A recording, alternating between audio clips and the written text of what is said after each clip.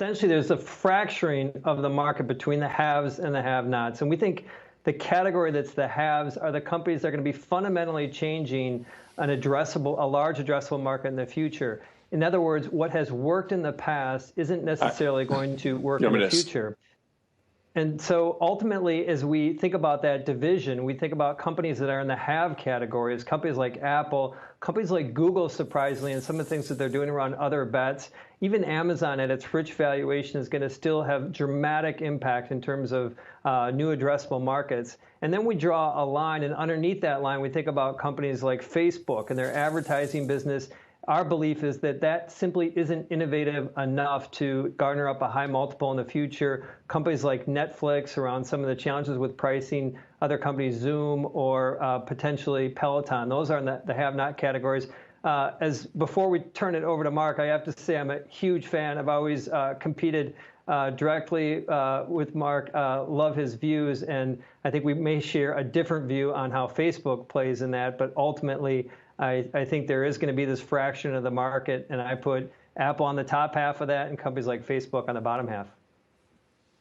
Yeah, well, I think we're going to go to Mark right now, and I want you, Mark, to pick up on that thought, because I know Facebook is one of the stocks that you have liked because you call it one of the recovery names. You sliver the technology market basically into the bigs and the littles. The bigs have done very well. The littles haven't. Maybe there's more material for gain in the littles. Explain your take and how it might differ from Gene's.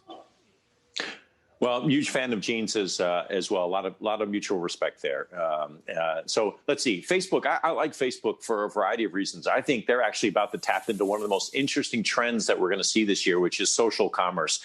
We know now well that COVID has caused this acceleration in online retail. It also caused an acceleration in online social media usage, and Facebook's sitting there right at the middle of that. And so is Instagram. So I actually prefer Facebook. We prefer Facebook to Google because of that reason. But there's something that Gene is tapping into, which is the role of artificial intelligence across these countries. I think we have definitely seen it already in the processes of these companies, in their user experiences. They are becoming massively more personalized than they were a few years ago. I think if you're a daily user of these services, you can probably intuitively feel that. I think that's the application of AI, and the companies with the most data win. That's unfortunate for smaller companies. It does raise regulatory issues too.